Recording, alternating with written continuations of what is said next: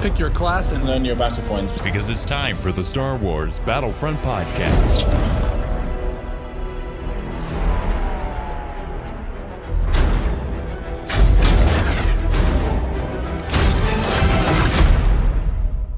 Welcome to episode 184 of the Star Wars Battlefront Podcast. I'm your host, Sage Goodwin, joined by my brother and co-host, Sam Goodwin.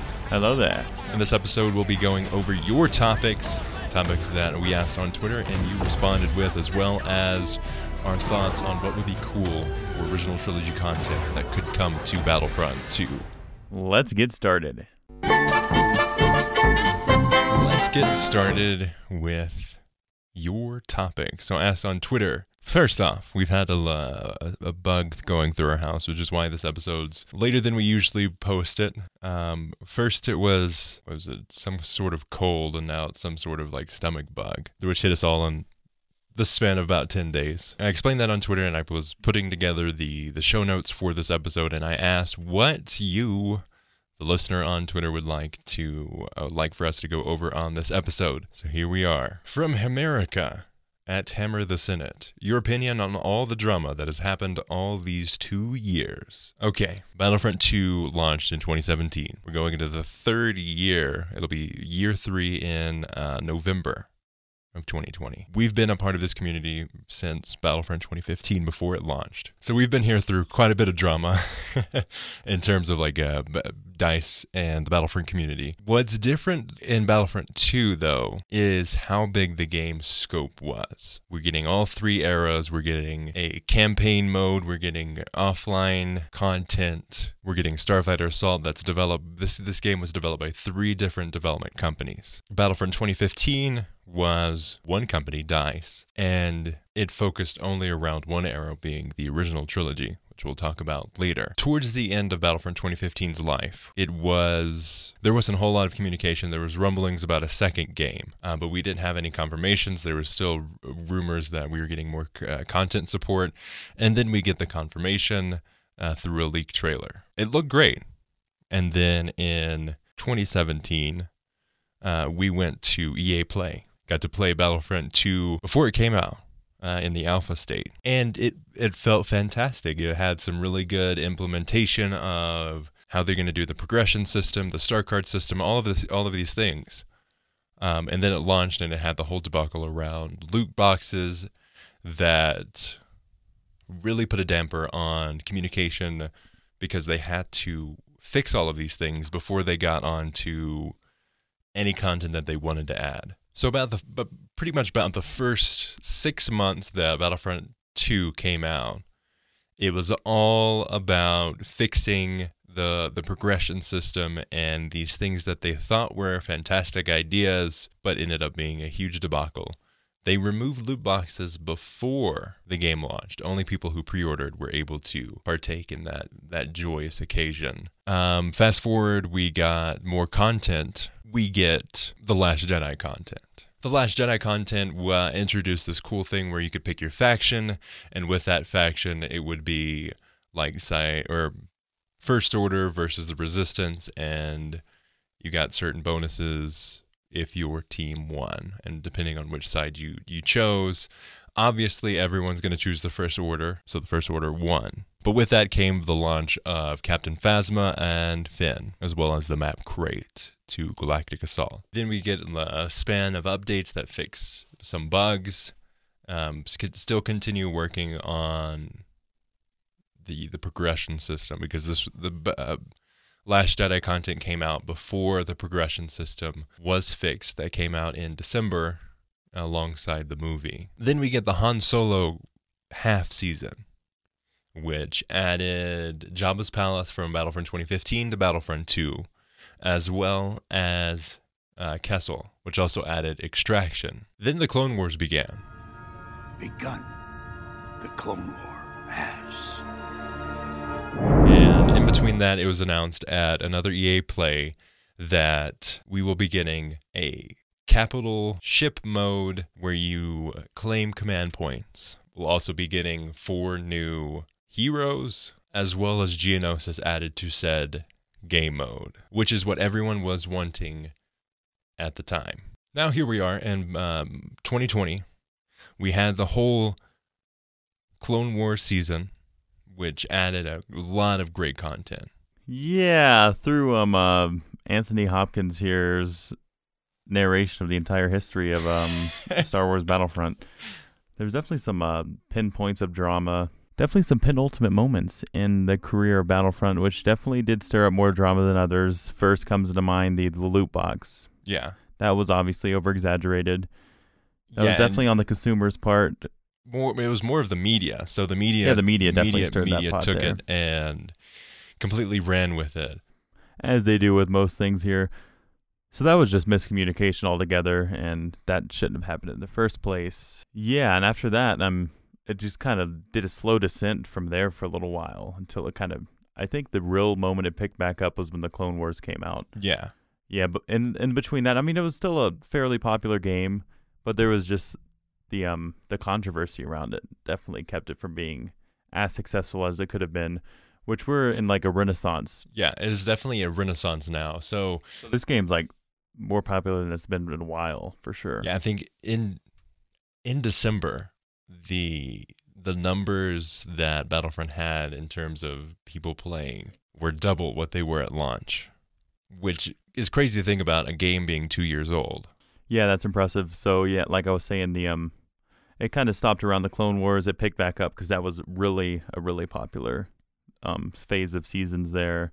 And the content was finally at the place where people could say, hey, I play Battlefront, and you don't immediately get this whole backlash in terms of, oh, you're the guy that plays Battlefront? That's a trash game. Right, so any time before the Clone Wars, that was just like a big drama fest. Mm-hmm. Like we said, the loot boxes was a controversy there, and the confusion of the seasons was a real big thing. Yeah. We didn't know what we were getting and when we were getting it, and there was no set formula to it. We basically just got whatever they deemed us worthy to get, be that a hero or a villain every once in a while, be that some maps or a game mode. So we really didn't know what we were getting through that time. But now looking back at it, I mean, the drama was, I feel like, deserved for the developers. I don't think this game would have developed as it has without this sort of drama, because the game got a complete redo essentially on its UI. Mm-hmm. And a bunch of the core mechanics, be that the leveling up system, got a complete redo, and the leveling up system within the game, like with the heroes and the classes, got also a redo. So I believe the drama definitely grew the game, for sure. Like you said, December was double what it had at launch because of all this fix. Mm-hmm. So I feel like we definitely grew through that drama. Definitely. And like you said, it definitely lit a fire underneath the developers and offered a lot of great content. There was great criticism. There was obviously a bunch of terrible criticism that was unwarranted and just straight up vitriol. Mm-hmm. But overall, I think it was a good thing. Obviously, it would have been better if they just launched with that and were able to use the 6+ months that it took them to fix the progression system in actually developing more content to the game and further adding more robust bug fixes to it. There's definitely been a lot of drama. The drama has been coming back recently with the whole BB-8 issue where they announced BB-8 and there was a huge backlash on them adding these heroes, which I think is very odd because I and many others in the community we're expecting a nigh and numb situation. I mean, the thing is that it's kind of like a Smash Bros type of thing. Like they're not necessarily adding characters that we don't want. They're just not adding characters that we want. Like we have a list here, and these are not even on the list. I mean, there's multiple heroes and villains that they could add that we have a list of, and these are just kind of like, I mean, they're in the franchise, but definitely maybe on their 50th character to add. There's just like more priority, and I think that's the case here. We knew that there were going to be sequel trilogy content in the form of heroes. Who else are they going to add that is in the new movie? They can add Babu Frick. Chewbacca's already in the game. Rey's already in the game. I mean, there's Poe Dameron. Poe, but he doesn't really add much of a diverse character set and wouldn't allow them to do much. And on the evil guy's side, you don't really have anything either because Palpatine and Kylo Ren are both in the game. Yeah, there's probably something they could fish out of there for sure. I love the choice for BB. I mean, and I can just BB9. go. I can play both sides. Like, I can see why people would be upset on these character additions, which is what I'm trying to get at, Mhm. and I can see why you should be pleased with these because it's a nice surprise for sure. Getting back to the point of the drama, I mean, it's definitely a lot to go over. That's definitely a loaded question there. But I mean, obviously it would have been better for them not to have warranted the drama. But there's obviously always going to be drama with any game. But Yeah, I and feel like they handled it fairly well. It was better to get it at the first part of the game rather than the last part of the game because they still have a chance to recover. mhm. Because if you screw up later in the game, I mean, you're already losing your fan base through time. So Yeah. it's kind of nice to have it at the beginning, I guess. So we're going on a trip to the UK and Europe in March. And this is going to be one of the topics that we pre-record for release. So we're going to go into a complete timeline and break it down to all of the content that we've gotten so far in Battlefront 2 and the big points of it. So we'll get into more of the in-depth nitty-gritty stuff for this issue because, like you said, there's a lot to go over. Kind of going along the same lines. Bootneck 98 at Bootneck02. Why do you think the Battlefront community is mostly negative? Yeah, the same niche here. Yeah, Because so it's the drama, same negativity. kind of line of thinking there. Yeah, negativity. I mean, This is a very tricky question. I think one of the issues is because of how big Star Wars is as a franchise. You think of how much appeal that they're going to have in terms of scope and who the game is for, and there's definitely been a kind of I'm the loudest person in the room and they will listen to me because of that mindset. And I think that has a big problem. And it was definitely set up from the beginning of this game's launch that it was part of that. right. And it kind of unrelated, but it's kind of like when you leave a TripAdvisor review or something along that lines. You would be more inclined to leave a negative review than a positive review. Yeah, more people Because you're go definitely out of their more way for. you're more vocal and such like that when something is going wrong or negative. And I feel like this is the same lines. Obviously, most of the community is not negative. Yeah. It's just when you are negative, you're generally more vocal on expressing that. And negativity does help grow games, as we've seen with Battlefront, as I said before. But, I mean, it gives them an incentive to improve the game. There is the whole idea that any publicity is good publicity. And that I do think in terms of player base, having that initial like, boom, everyone's talking about Star Wars Battlefront definitely helped them get the numbers and get them the scope. And now that it's changed, we're getting those same industry people taking another look at the game as a whole.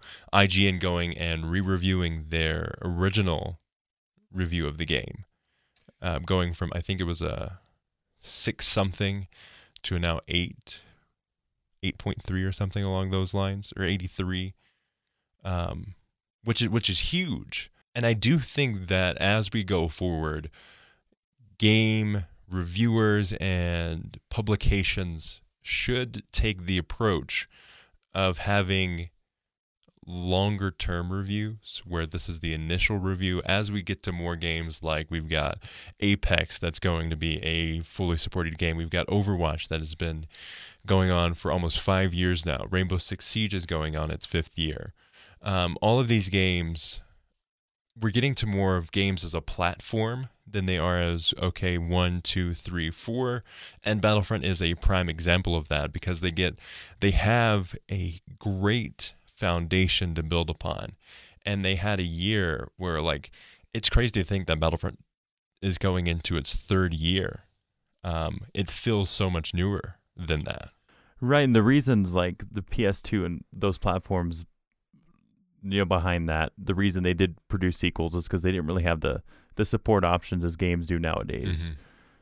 But now, I mean, the only thing they're limited by is their engine. So if they have a good base for an engine, they can just build on that game for years and years to come. And that's the only big problem with Battlefront 2 is that engine. They were definitely forced into Frostbite.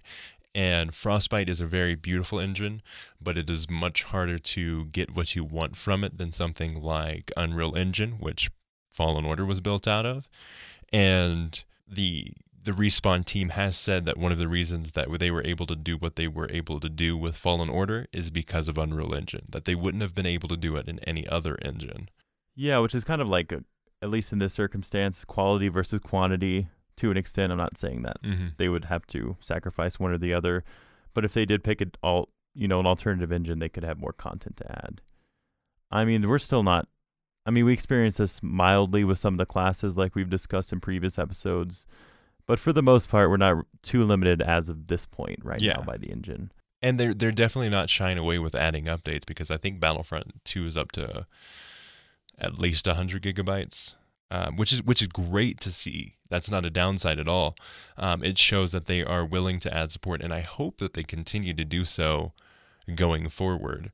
And I think, like you were saying earlier, just to wrap up this idea here, the Battlefront community isn't negative. It's just that most of the loudest parts of our community are the negative ones, which usually happens. And we have content creators that lean into that, and which is very sad to see, because that puts a damper on the whole community. Right, and this is not just like any franchise. This is Star Wars. Yeah, which is huge. Been going on since the 70s. So a lot of people have emotional ties with this franchise. And they expect people different get things.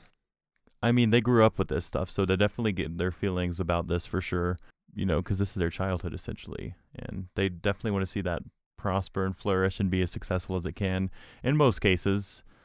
So I can understand some sort of negativity as long as the negativity warrants, improvement, not negativity just to be negative. Yeah. So some negatives are positives in the long term. Constructive criticism. Right. But I mean, there's obviously certain parts of the community and people that are just negative to be negative.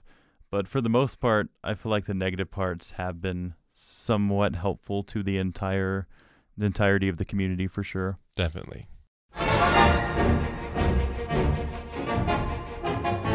Now let's go on to what we want to see in terms of like future original trilogy content. I asked on Twitter, what content would you love to see come in the original trilogy updates? I would love to see some Battlefront 2015 heroes come back. Friend of the podcast, Daniel Schilling, says definitely the 2015 heroes. America, Jen Urso. Angsty Kylo Ren says a reworked Death Trooper to fit the Infiltrator class. I would love to see this as well. It would be great to see, as well as a good shift for that original trilogy content coming up. Yeah, it'd be nice to see some love for the original trilogy reinforcements. Mm-hmm. Because initially, honor guards. Yeah, when you think of a new era added to Battlefront 2, I mean, mainly think of heroes. So it's kind of nice to see some reinforcement love, and that'd be a nice opportunity to add. Because I mean, reinforcements have really been the big thing the past few months for sure. And I think it's because they're easier to develop than there would be a whole hero, and they can go a little more off the walls with those designs. Yeah, and as long as they get a good basis, like the Infiltrator class as mentioned, and some of the other ones, they can just, rework basically a skin and some new abilities for a new trilogy as well. Yeah. Cleveland Jedi Council says, yep, Krennic and Jyn, thank you very much. I think those are definitely fan favorites.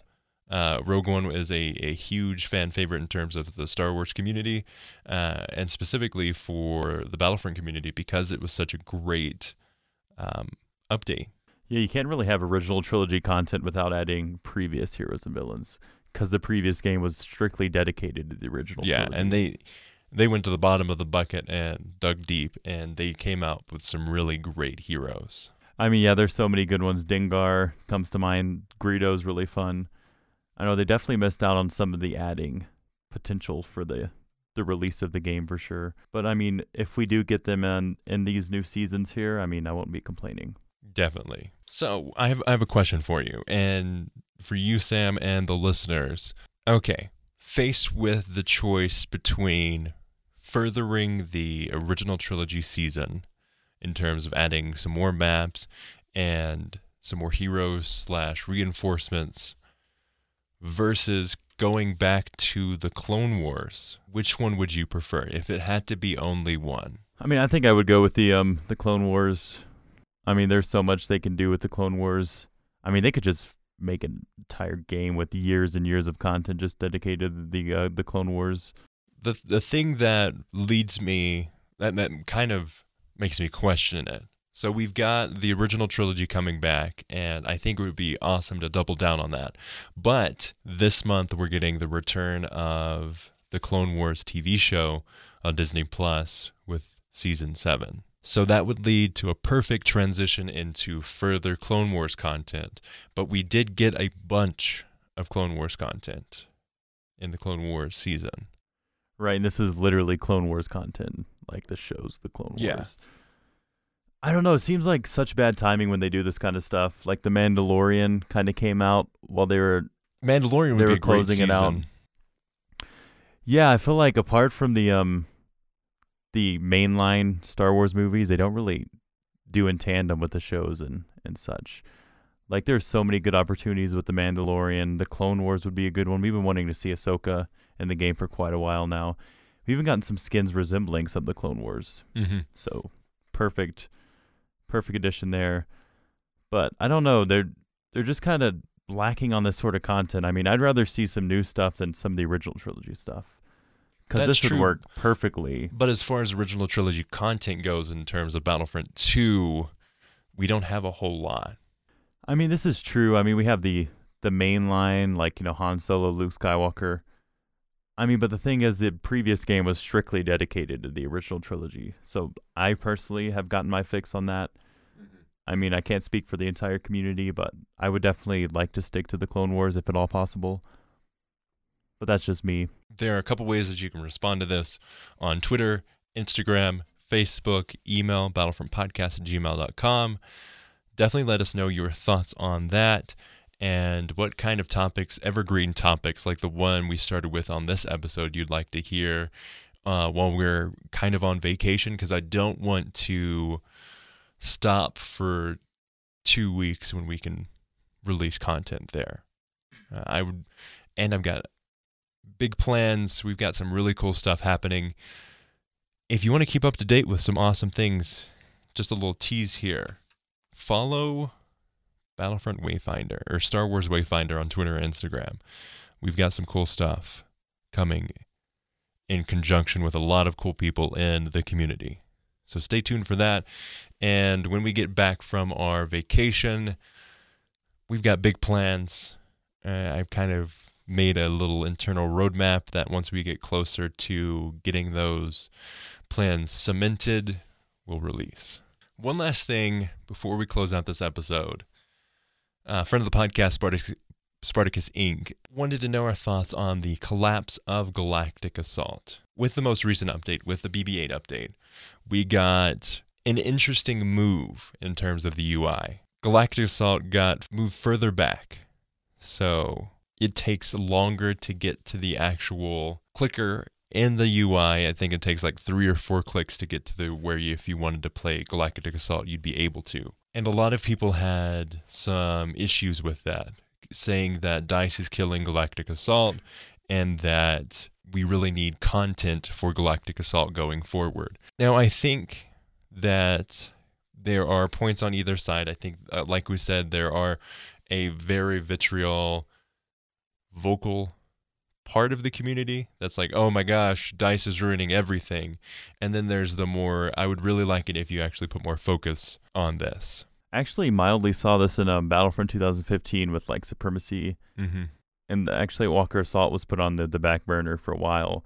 I actually remember having trouble getting into lobbies for the longest time. And that's the main issue that they're coming. So they kind of just prioritize whatever's new and big and put everything else on the back burner. Yeah. Which isn't fine at all, because Galactic Assault is kind of literally the base of Battlefront as far as ground combat goes. I mean, Walker Assault was like that in Battlefront 2015, and this is definitely the game mode, and it's a like the mascot of this game. Yeah, and it's a different gameplay than, say, the very, very, very long capital. Or I mean, it's now completely Supremacy. different for sure.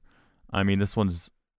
I mean, it was long when it came out, but now it seems short compared to the new one. But yeah, I mean, obviously diversity is key in any sort of game or anything. Diversity is the spice of life, you know.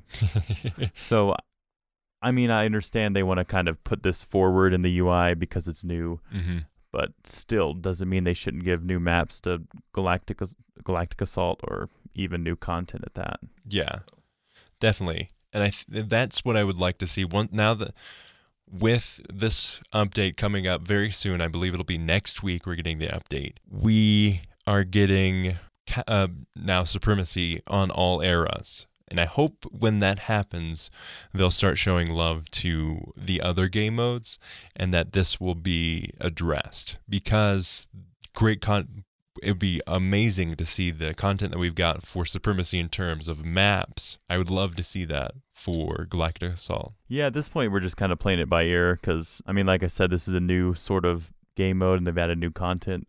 So completely understandable that they're trying to push it forward. So once this kind of hype dies down, we'll see where it really lies, for sure. Because Galactic Assault still does have a very, very active community in terms of the people that greatly enjoy it, but are having to go to Supremacy because they can't find lobbies to join. Right. Definitely some good questions and topics presented by the listener here. Yes. Definitely could be like full episodes committed to each one. Exactly. This is why this one was so tangent-filled. Definitely some rabbit holes to go down. Yeah, and if you have content, if you have topics like this, definitely send them through. We love going over the stuff that you want us to go over. I'm really happy with what we've gotten out of these suggestions so far. But I think that about wraps up for this episode. Like you said, we could go on an episode on each of these topics, but we combine them all today and we'll go into further detail later on. And if you have any topics that you would like us to go over, definitely send them in through the number of ways that we're just about to go over. You can follow us on Twitter at SWB Podcast, twitter.com/SWB Podcast. That is a great way to get in touch with us and keep up to date on the news of the happenings. We're also on Instagram at SWB Podcast. If you like memes, if you like keeping up to date on shorter snippets of the show and the recording schedule for the podcast, definitely hit us up on there. We try to keep up before or after the show, post something on Instagram stories. We're also on Facebook. You can find us there. The same content on Instagram is also on Facebook. You can support us on Patreon, patreon.com/battlefrontpodcast, like friend of the podcast, Joseph Loera. That is a great way to help us out and help us keep the show running. Helps with hosting of the show on Libsyn as well as SoundCloud, and the support through our editing software, which shout out to Preston Russell, helps with us with that.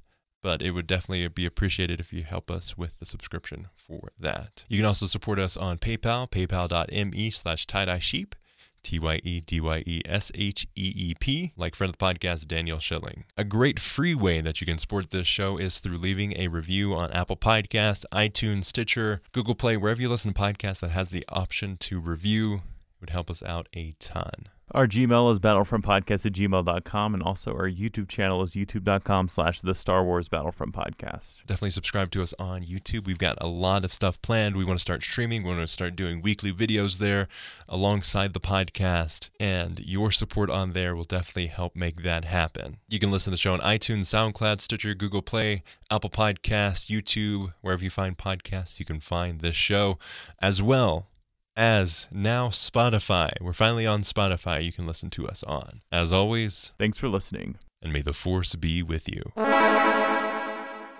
Podcast, I'm your host, Sage Goodwin, joined by my brother and co-host, Sam Goodwin. Testing, 1, 2, 3, 1, 2, 3. Welcome to episode 184 of the Star Wars Battlefront Podcast. Testing. If you point it like this, Sam, you don't get as many mouth noises as you would get down here. Who said? You want to get it between your chest and your mouth. Who said that? No, he's not. Was this? You airdropping me that? I can if you like. Let me see that mustache again. Grows a good mustache. Pretty good. He didn't have that weird bowl cut. Yeah, good mustache. In this episode of Rate That Stash, we're going over Elijah Wood and Justin Bieber. As far as blonde mustaches go, Justin Bieber's is pretty good. He still looks like a homeless person, though.